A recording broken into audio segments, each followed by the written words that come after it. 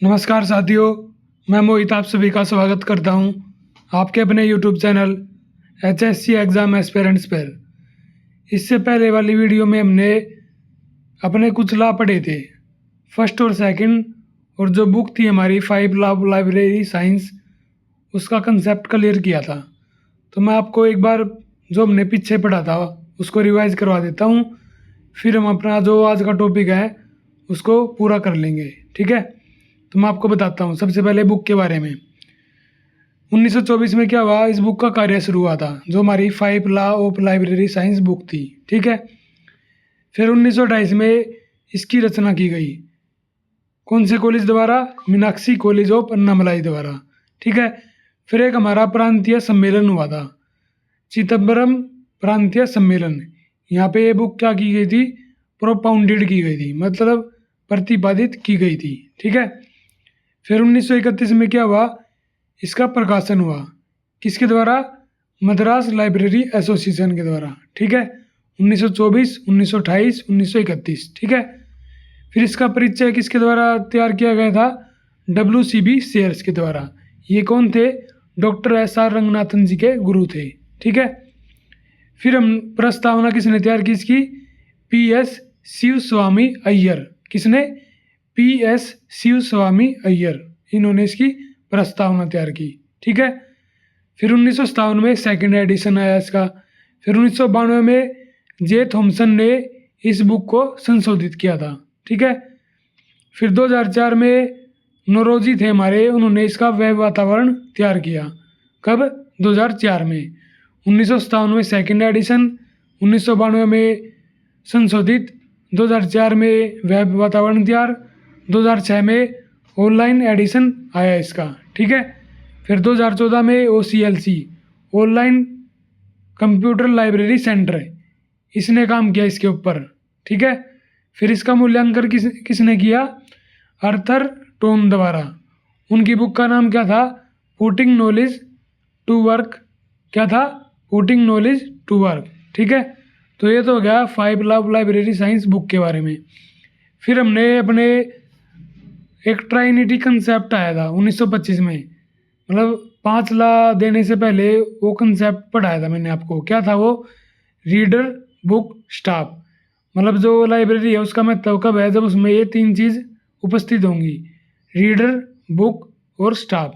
ठीक है, फिर हमने अपने 5 लॉज पढ़े थे, अब मैं उनको बता देता हूँ आपको। सबसे पहले बुक आर फॉर यूज, पहला नियम।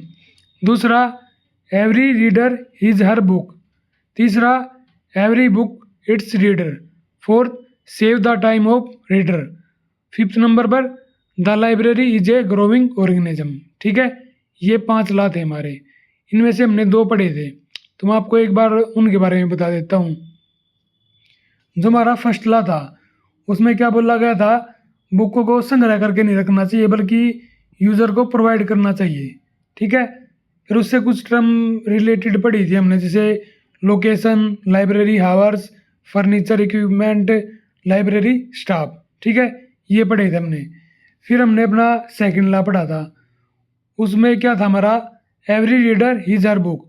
मतलब जो रीडर का इंटरेस्ट होता है, पाठक का, उसके अनुसार उसको बुक प्रोवाइड करनी चाहिए हमको। ठीक है, तो इसमें अपने कुछ स्टेट के दायित्व थे, पब्लिक दायित्व थे, और जो हमारे लाइब्रेरी लेजिस्लेटिव एक्ट आए थे वो भी इससे रिलेटेड थे। जो ब्लाइंड पर्सन होते हैं वो भी इससे रिलेटेड थे, स्लम एरिया वाले भी इससे रिलेटेड थे। ठीक है, तो ये पढ़ा था हमने। एक दो बात और पढ़ी थी हमने सेकंड लॉ से रिलेटेड।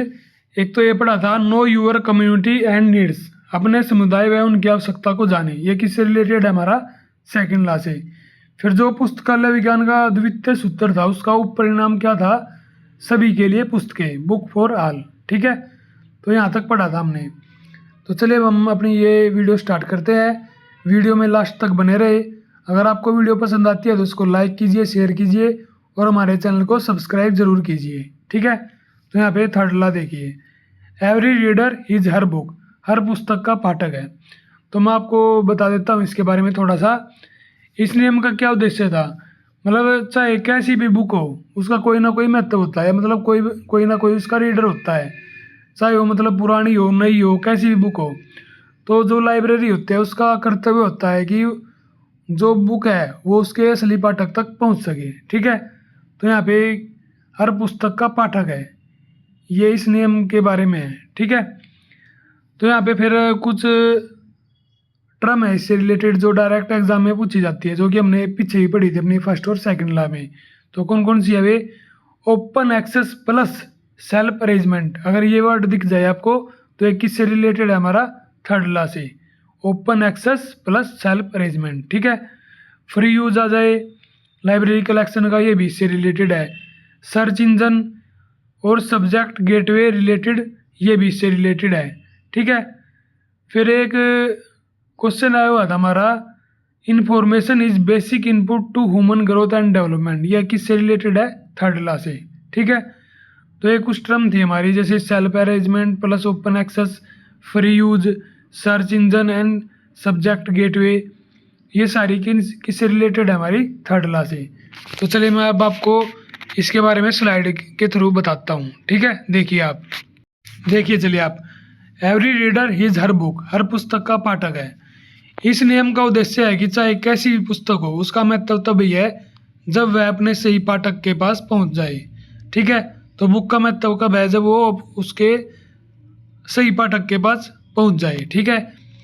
इस नियम के माध्यम से लाइब्रेरी का दायित्व बढ़ जाता है कि वह पुस्तक और पाठक के बीच उचित संबंध स्थापित करे, मतलब एक बढ़िया संबंध स्थापित करे पाठक और पुस्तक के बीच। ये भी किससे रिलेटेड है? हमारा थर्ड लॉ से, ठीक है। तो चलिए आगे देखिए आप, ओपन एक्सेस सिस्टम इसी से रिलेटेड है। मतलब इसमें क्या होता है, इसमें यूजर सेल्फ से आसानी से अपने हिसाब से बुक चूज कर सकता है। लेकिन ओपन एक्सेस सिस्टम हमारा सेकंड लॉ में भी था। तो यहाँ पे क्या वर्ड मिलेगा इसके साथ? ओपन एक्सेस सिस्टम के साथ सेल्फ अरेंजमेंट। देखो यहाँ पे नीचे दे रखा मैंने, open access plus self arrangement. अगर ये वर्ड आ जाए तो किससे रिलेटेड है? हमारा थर्ड लॉ से, ठीक है। अब आगे देखो आप, which law of library science call for extension service, विस्तार सेवा किस लॉ से रिलेटेड है? थर्ड लॉ से। और जो इससे पहले ही पढ़ा था हमने एक्सटेंशन सेवा, कौन से लॉ में पढ़ी थी हमने? सेकंड लॉ में भी पढ़ी थी हमने एक्सटेंशन सेवा, ठीक है। तो अगर एग्जाम में आपको क्वेश्चन मिल जाए तो इन दोनों में से एक ऑप्शन मिलेगा आपको, या तो सेकंड लॉ या फिर थर्ड लॉ। और जो ओपन एक्सेस सिस्टम है वो हमारी फर्स्ट लॉ से भी रिलेटेड है और थर्ड लॉ से भी, ठीक है।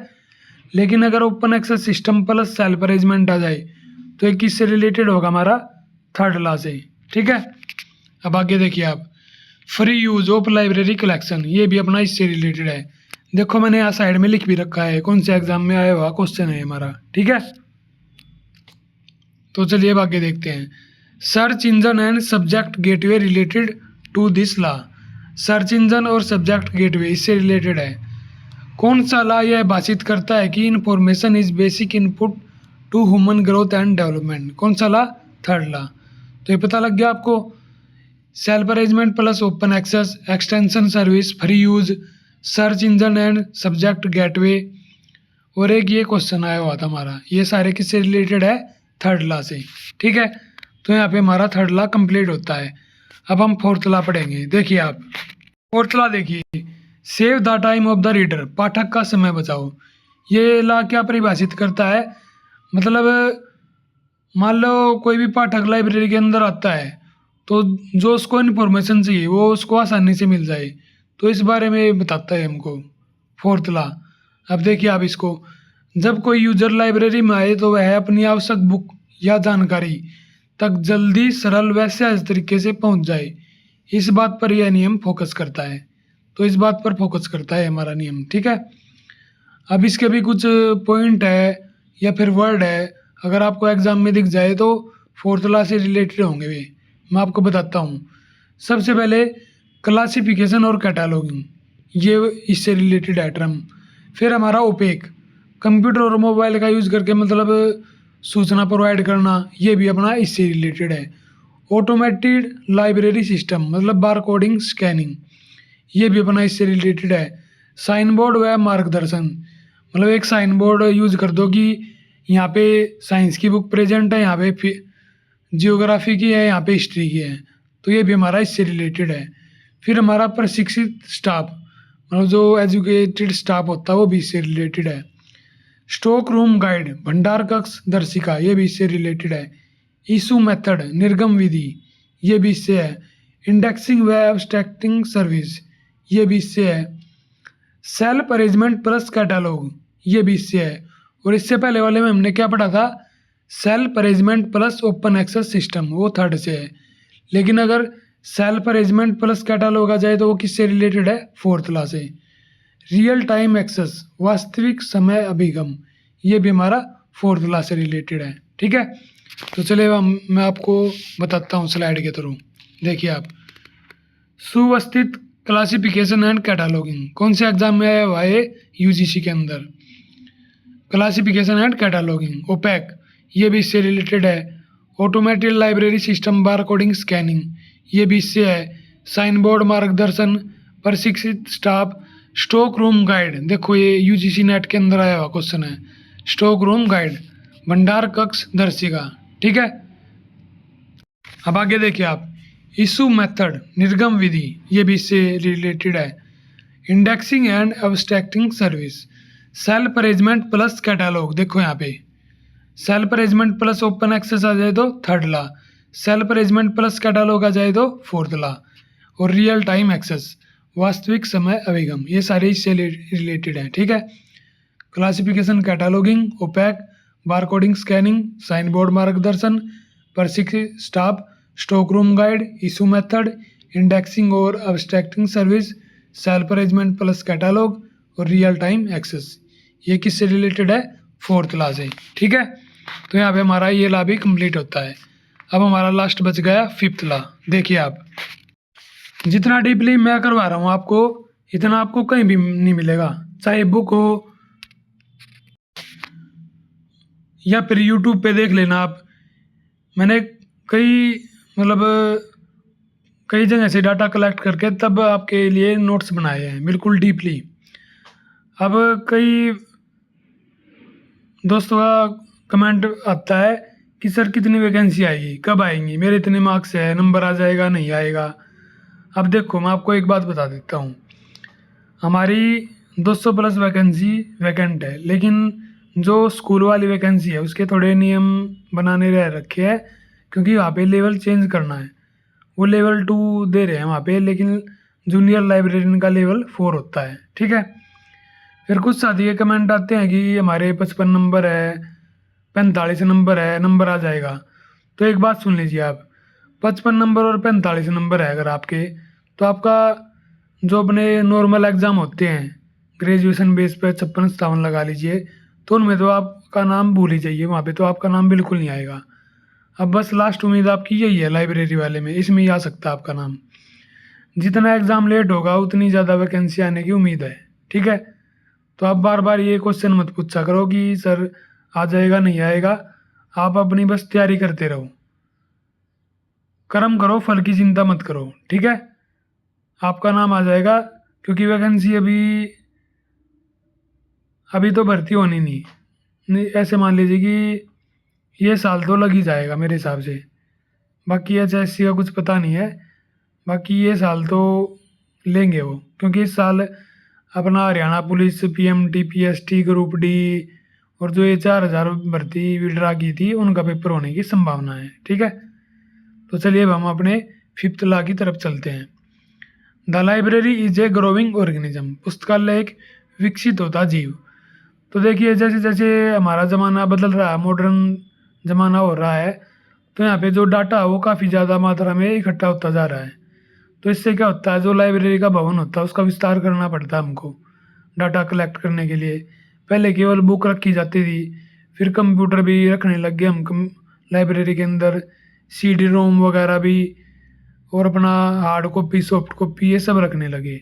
ठीक है, तो लाइब्रेरी को क्या बोल रहा है, ग्रोविंग ऑर्गेनिज्म बोल रहा है। ठीक है, ये भी इससे कौन कौन सी टर्म रिलेटेड है, देखिए आप, ये कॉल नंबर को पेंसिल से लिखना, ये किससे रिलेटेड है, हमारा यूजीसी से।